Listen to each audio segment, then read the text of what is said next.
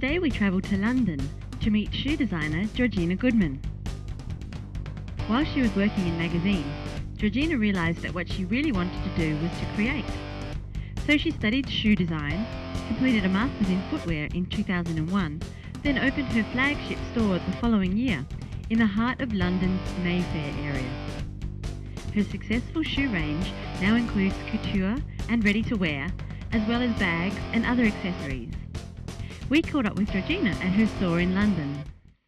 I sort of decided what I wanted to do later in life. Obviously I'm a late developer.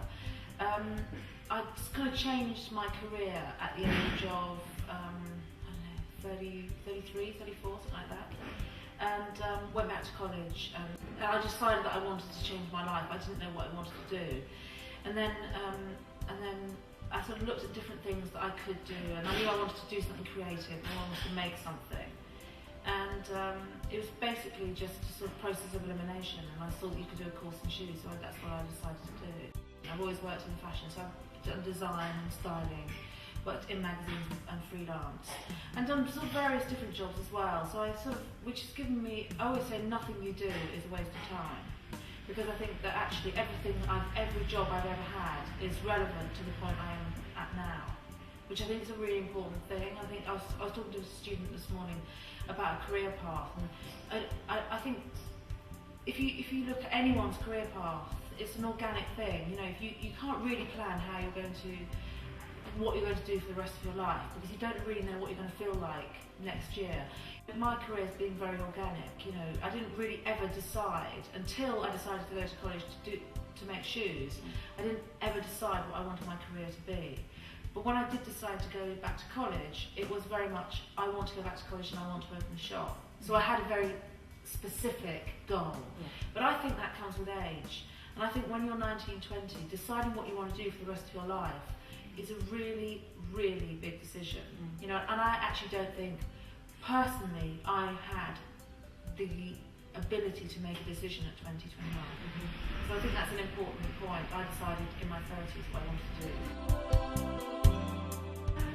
I've never run a business before myself, but I have a partner who I work with, my husband, BJ, and he has run a business. He hasn't ever run a shoe business.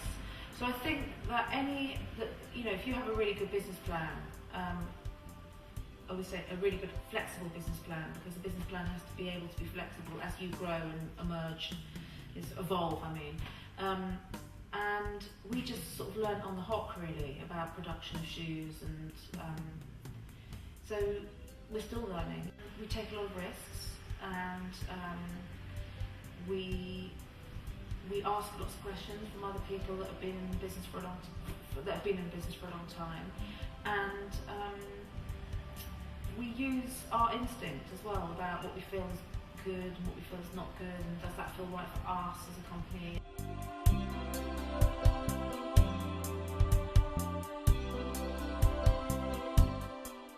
So I really think there are lots of people that can help you out there, and there are a lot of people who won't tell you anything about business. So you've really got to sort of pick and choose the right people to ask. And most people have got at least 5 people around them that run businesses, or that they can ask. And it's really funny, because actually business is all the same, whatever you do, whether you're selling shoes, whether you're selling cigarettes, whether you're selling flowers. Business is business, and really you just got to ask somebody who's got a successful business, and they will have lots of advice and help. That's what I think. So now, running a business in shoe design in particular sounds very glamorous. What actually goes on behind the scenes? Well, I think that the fashion industry, the fashion business, is particularly sort of, it does have a glamour about it. I mean, glamour in the true sense of the word. You know, it has this illusion, sort of packaged up in this illusion. And I think, of course, no job is glamorous. You know, nothing is glamorous. There are glamorous parts of it, though. You do go to sort of fashion parties. You do get invited to things that you'd see other people photographed in magazines, and you know, so it is a particularly glamorous world. But then behind the scenes, you know, I spend most of my time in a factory, on planes, sleeping in very uncomfortable kind of cheap hotels in Italy. You know, so there's lots of things that aren't glamorous, but actually there's lots of really nice stuff as well. So it's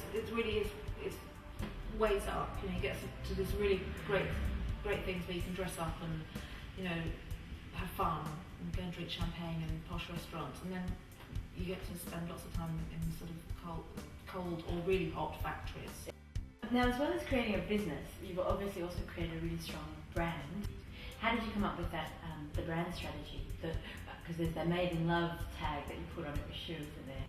We thought very carefully about everything to do with what we were setting up as a business before we even made a product. You know, what the packaging would look like. You know, what how the shop would feel, the kind of environment we wanted to create, and all those things that you can't really have a product until you know where it is it's going to sit.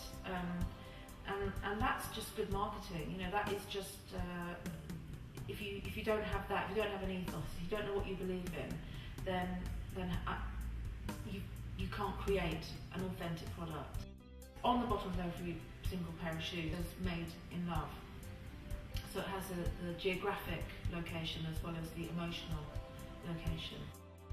There isn't really a typical day, but I'm a mother, so the first thing I always do is get up very early, feed my child. I'll either work from home, if I'm having a design day, I'll work from home, research on the internet, or normal things like answering calls, doing my emails. When I come into the shop, I'll, you know, check in with everybody, make sure everyone's okay, have team meetings. I just think it's about communication, really. When I'm here, it's all about communicating with everybody, making sure that everyone's okay, sort of checking in without checking up, really. Yeah. We've got quite strict hours, 9 till 6, and unless it's something really important, we don't stay beyond 6 o'clock, because I think that what can happen, especially in fashion businesses, that there's this sort of like, you know, slave driving kind of mentality, where everyone's working really late, and there's a fear-led organisation where people are frightened that they don't want to go home. Well, here, you know, everyone's packing up their bags and putting their lipstick on at 10 to 6. You know. So what are the best bits about what you do? I really love my job, my role in the company is a creative director. And the best part for me is when I've created something, whether it be a brochure or a shoe, and I see the result. You know, it's really scary, because sometimes I'm like, oh God, I don't want to see that, and it's like the big unveiling, and it's like, and sometimes the things that you really think are going to be great are sometimes a disappointment, and the things that you weren't so excited about are really fantastic. I love that part, and I fear it and I love it. Yeah. So that's a really exciting part.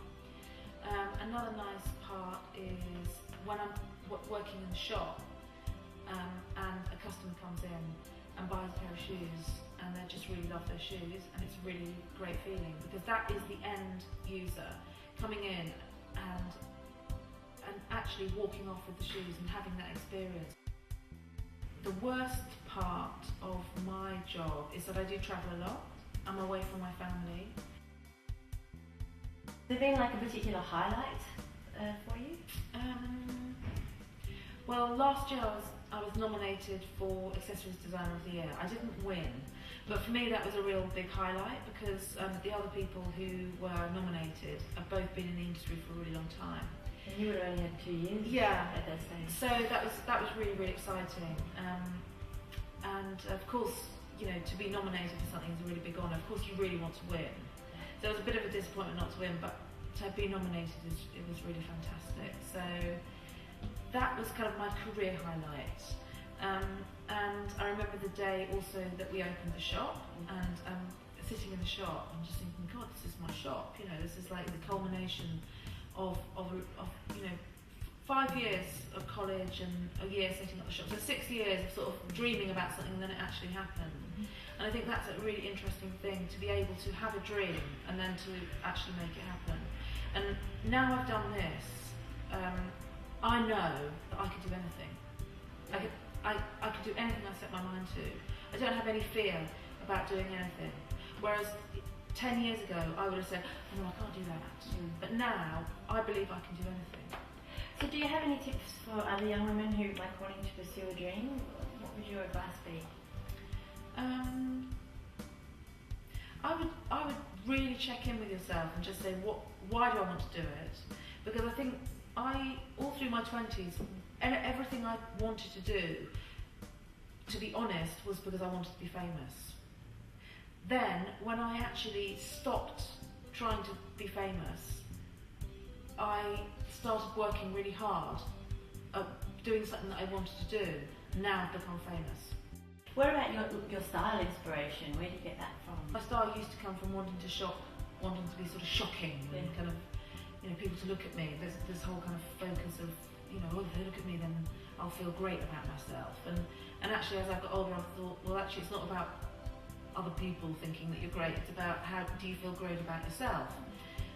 So it's calmed down as I've got older. But I still like to sort of express my individuality through my clothes, and I think they're very important tools.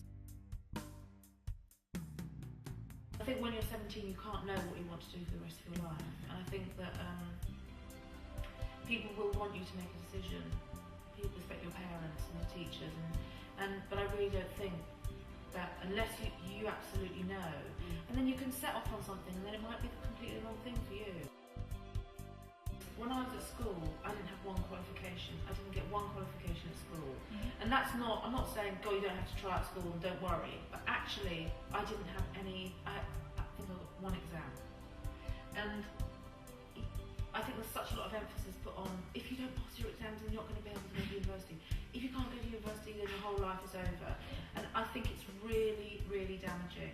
This whole kind of, and I think that it's really kids who put it on themselves, or young people put that pressure on themselves. I don't necessarily think it's always their parents, but I actually think that it doesn't matter when you qualify, as long as you do qualify.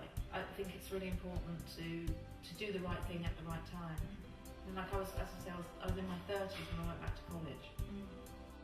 Our careers are like an evolving, just very, like a tree, like we grow branch here, we branch there, and that's what makes us interesting.